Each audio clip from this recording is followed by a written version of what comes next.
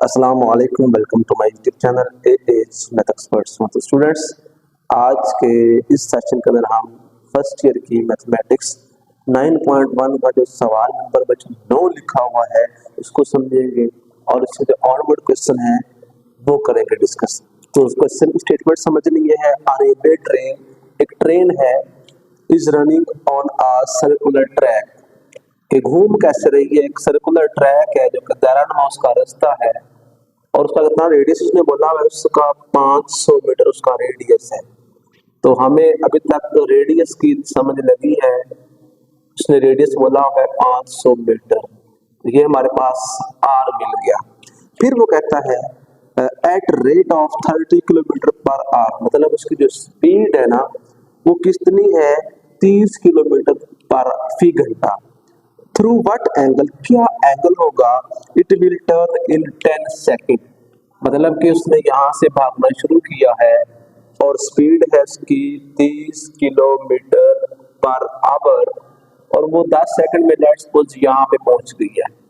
उसका जो सेंटर साथ एंगल बनेगा ना बच्चों, वो हमने एंगल ढूंढना है। लेकिन और उसने में टाइम बोला हुआ है, टाइम कितना है जी, 10 सेकंड का एंगल ढूंढना है। और हमारे पास उसका ये जो डिस्टेंस है ना ये अभी नहीं है, लेकिन डिस्टेंस ये एक लेंथ है। डिस्टेंस निकालने का बच्चों फिजिक्स में फॉर्मूला ऐसा होता है, इस बराबर होता है बच्चों वी टी। वी बच्चों स्पीड है और टी क्या है, टाइम है। उसने में जो स्पीड दी हुई है बच्चों वो कितनी है, 30 किलोमीटर पर आवर।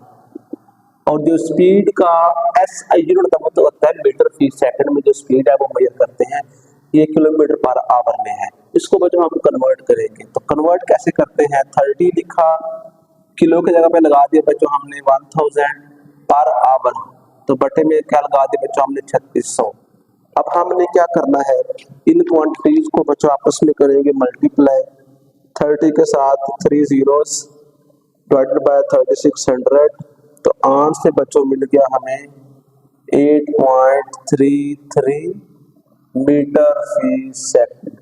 ये इसकी वेलोसिटी मिली है, हमें उसका ये जो डिस्टेंस है ये चाहिए। अगर ये मिलेगा तो फिर हम वहां से एंगल ढूंढेंगे, अदरवाइज एंगल नहीं निकाल सकते।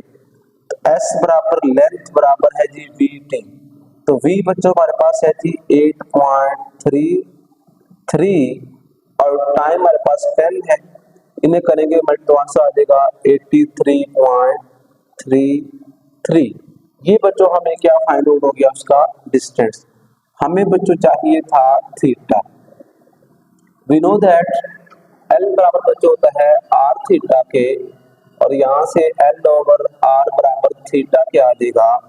और लेंथ बच्चों हमारे पास है 83.33 और आर हमारे पास है 500। इन दोनों कीमतों को बच्चों हम करेंगे डिवाइड, मल्टीप्लाई 10 डिवाइडेड बाय 500, तो हमें बच्चों आंसर मिलेगा 0.166 रेडियन। तो ये बच्चों हमारे पास सॉल्यूशन है।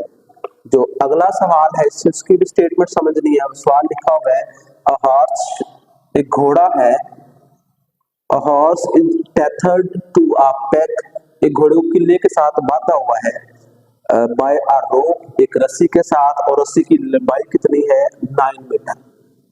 And it can move in a circle, वो जो घोड़ा है वो दायरे में घूम सकता है, घोड़ा दायरे में घूम सकता है।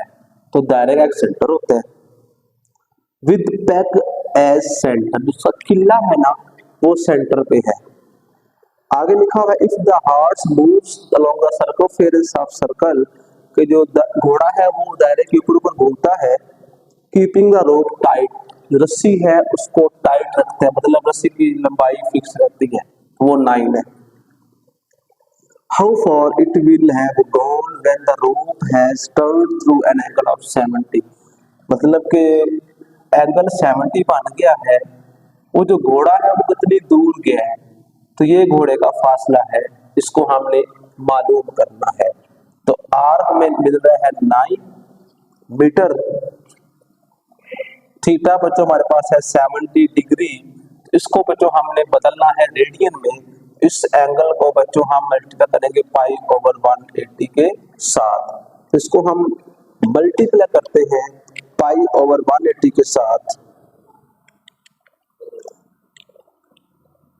तो बच्चों हमें जो आंसर मिलेगा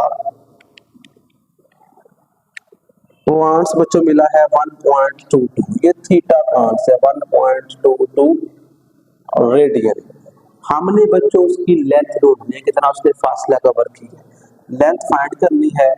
वी नो दैट एल बराबर बच्चों होता है आर थीटा के। आर बच्चों हमारे पास है 9 और थीटा है बच्चों हमारे पास 1.22।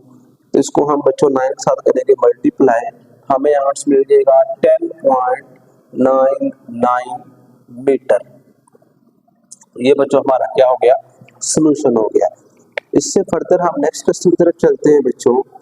तो नेक्स्ट क्वेश्चन की स्टेटमेंट समझने पहले क्वेश्चन नंबर 11 है। सवाल है the pendulum of a clock. Clock जो है बच्चों, क्लॉक ऐसे होता है और नीचे उसका पेंडुलम लगा होते हैं। उसकी लंबाई कितनी है बच्चों, 20 सेंटीमीटर उस पेंडुलम की। एंड इट स्विंग्स, और वो झूलता है थ्रू एन एंगल ऑफ 20। तो यहाँ से इधर आता है, यहाँ इधर आता है, तो कितना एंगल बनता है, 20 डिग्री का। लेट्स सपोज वो इस तरफ आते हैं, ऐसे वो चक्कर लगा के कितना एंगल बच्चों बन रहा है, इसने बोला हुआ है 20 डिग्री का। हमने क्या करना है, how for each second, her second में वो 20 का एंगल बनाता है। How for does the tip of pendulum move in 1 second, मतलब कि उसकी जो टिप है, उसकी जो चोंच है, जो नोक है, वो कितनी दूर गई है 1 सेकंड के अंदर। अगर हम ये सर्कल मुकम्मल करें तो ये रेडियस बनेगा बच्चों, ये क्या बनेगा, रेडियस। और ये थीटा है। आर बच्चों हमारे पास 20 है, थीटा बच्चों हमारे पास 20 डिग्री है। इसको बच्चों हमने 20 को मल्टीप्लाई करना है पाई और 180 के साथ, इसको करना है कैलकुलेट। आगे यही फॉर्मूला है, लेंथ भी ढूंढनी है, जो उसका डिस्टेंस था, उसकी चोंच का, उसकी नोक का डिस्टेंस। आगे बच्चों हम जिसका नेक्स्ट क्वेश्चन है, हमारे पास क्वेश्चन नंबर है जी 12। तो 12 की स्टेटमेंट समझते हैं। 12 सवाल में उसने हमसे ये बात की हुई है, assuming the average distance of the earth from the sun, कि अर्थ से लेकर जो सन तक फासला पूछने में दे दिया हुआ है, और वो फासला बच्चों लिखा हुआ है 148 मल्टीप्लाई 10 पावर 6। तो ये डिस्टेंस है किलोमीटर। एंड द एंगल, और उसने में साथ एंगल भी दे दिया हुआ है, और एंगल कितना दिया हुआ उसने में। क्वेश्चन नंबर बच्चों 12 है, शक्ल बना लेते हैं। लेट्स सपोज ये हमारे पास मून है और ये हमारे पास अर्थ है। इनके दरमियान जो फासला है वो कितना लिखा हुआ है बच्चों, 148 10 पावर 6 km। और एक ऑब्जर्वर है जो कि अर्थ से देखता है सन को, और एंगल कितना बनता है, और थीटा उसने में दिया हुआ है, वो है बच्चों 9.3 multiply 10 power -3 radian. Find diameter of sun, क्योंकि सन है, मून नहीं है, यहाँ पे सन, और जो सन का डायमीटर ढूंढना है, तो सन का डायमीटर कर्व फॉर्म में होना है।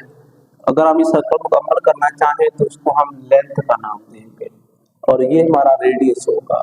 तो आर बच्चों हमारे पास है 148 10 पावर 6 km।